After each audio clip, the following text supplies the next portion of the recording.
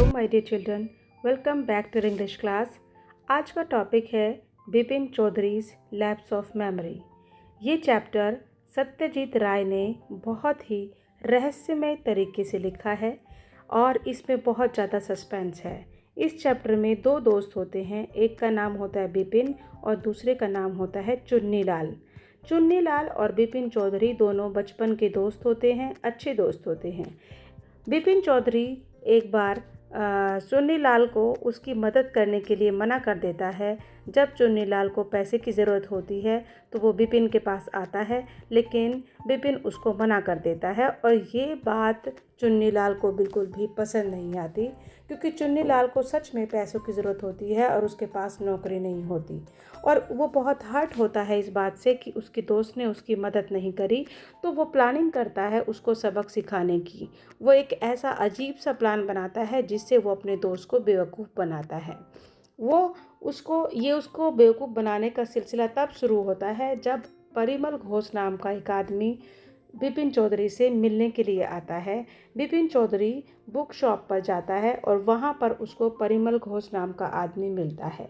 परिमल उससे ऐसे बात करता है जैसे वो उसे बहुत टाइम से जानता हो, बहुत सालों से जानता हो, और बिपिन उसको पहचानता नहीं है और कहता है कि तुम कौन हो। तो कहता है कि तुमने मुझे पहचाना नहीं, मैं परिमल हूँ, मैं तुम्हें रांची में मिला था। वो कहता है रांची, लेकिन मैं तो रांची कभी गया ही नहीं। तो कहता है अरे कैसी बात कर रहे हो, तुम रांची गए थे मेरे साथ, तुम मुझे वहाँ मिले थे और दिनेश मुखर्जी नाम का आदमी भी तुम्हारे साथ में था। अगर तुम्हें मेरा यकीन नहीं आ रहा तो तुम दिनेश मुखर्जी से पूछ लो, दिनेश तुम्हें बता देगा कि तुम मुझे वहाँ पर मिले थे। दिनेश मुखर्जी और ये बिपिन चौधरी ये सब मिले होते हैं चुन्नीलाल के साथ बिपिन चौधरी को बेवकूफ़ बनाने के लिए। कि सारी प्लानिंग जो होती है वो चुन्नीलाल की होती है। तो ये बात सुनकर बिपिन चौधरी हैरान हो जाता है और सोचता है कि मैं तो रांची कभी नहीं गया और ये परिमल घोष नाम का आदमी ये मुझे कैसे जानता है, मैं तो उसे जानता भी नहीं। और रांची वो कह रहा था कि मैं रांची में 1958 में 1958 में रांची की ट्रिप पर गया था और तुम जाकर अगर यकीन नहीं आता तो मिस्टर दिनेश से पूछो। तो वो दिनेश को कॉल करता है और उससे पूछता है कि क्या मैं रांची गया था, और दिनेश भी कहता है कि हाँ तुम रांची गए थे। ये बात सुनकर उसको लगता है कि शायद वो पागल हो गया है, उसके साथ कोई परेशानी है। उसके चुन्नीलाल दोबारा से उसके पास कॉल करता है, उसके घर आता है उससे मिलने के लिए और कहता है कि क्या तुमने मेरी नौकरी का कुछ इंतज़ाम करा, मैंने तुमसे अपनी नौकरी के लिए कहा था। तो वो कहता है कि नहीं, मैंने कोई नौकरी का इंतज़ाम नहीं कर पाया, लेकिन तुम मुझे ये बताओ क्या मैं रांची गया था। और चुन्नीलाल कहता है कि हाँ तुम रांची गए थे और मैंने ही तो तुम्हारी ट्रिप बुक कराई थी, और तुम भूल कैसे गए, तुम्हें डॉक्टर के पास जाना चाहिए। तो फिर वो बिपिन चौधरी डॉक्टर के पास जाता है, डॉक्टर से अपनी सारी प्रॉब्लम बताता है कि डॉक्टर साहब मेरे साथ ये परेशानी है, मैं रांची गया था, लोग ऐसे बोल रहे हैं और मुझे बिल्कुल भी याद नहीं है। तो डॉक्टर उससे कहता है देखो मैं तुम्हारी किसी भी बीमारी का इलाज तो कर सकता हूँ, लेकिन अगर कोई कुछ भूल जाए तो मैं उसका इलाज कैसे कर सकता हूँ, भूलने का तो मेरे पास कोई इलाज नहीं है। तो अगर तुम चाहते हो कि तुम्हें याद आ जाए तो तुम एक काम करो, तुम रांची चले जाओ और ये कुछ एक गोलियां हैं, इन्हें खा लो, बाकी तुम्हारी टेंशन ठीक हो जाएगी। तो वो डॉक्टर की बात मानकर रांची जाता है, हुड्रो फॉल जाता है, जहाँ पर कि बकौल चुन्नीलाल के और परिमल घोष और दिनेश मुखर्जी के वो वहाँ घूमने गया था।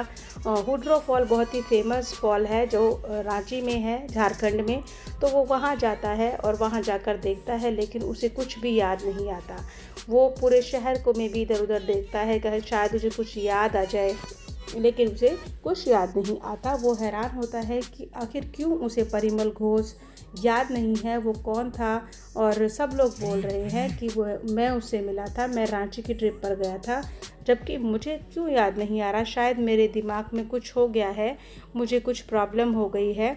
और वो ये सोचता सोचता काफ़ी देर तक चलता रहता है और उसको बहुत टेंशन हो रही होती है। अब इस बीच में सारी जगह वो घूमता है, रांची के जगह जगह एरियाज़ में जाता है, और लेकिन उसे कुछ भी याद नहीं आता।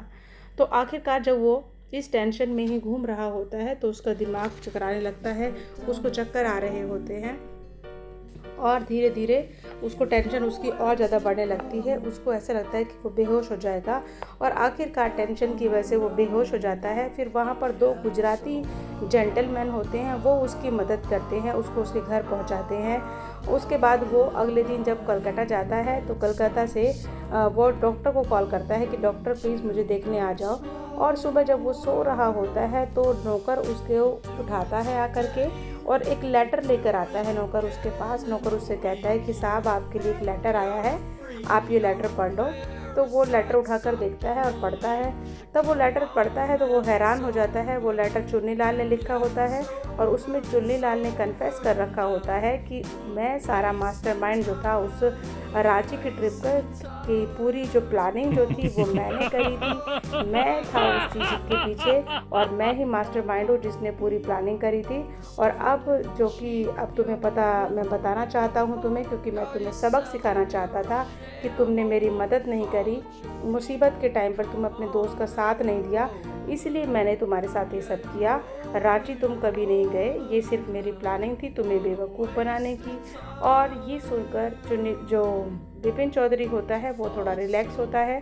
डॉक्टर आ जाता है उससे मिलने के लिए। डॉक्टर उससे पूछता है कि तुम अब कैसे हो, तुम्हारी तबीयत ठीक है क्या, तुम रांची गए थे?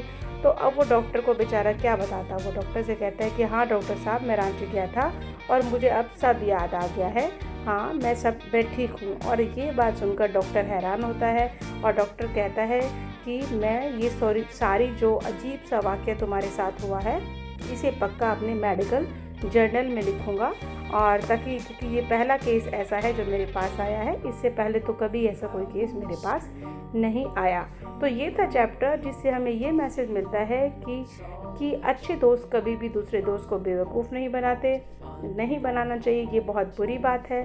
और दूसरा, अगर हमारा कोई दोस्त मुसीबत में है, ज़रूरत के टाइम पर हमें उसकी मदद करने की कोशिश करनी चाहिए, नहीं तो क्या पता वो भी चुन्नीलाल की तरह हमारे साथ बदला लेने पर उतर आए।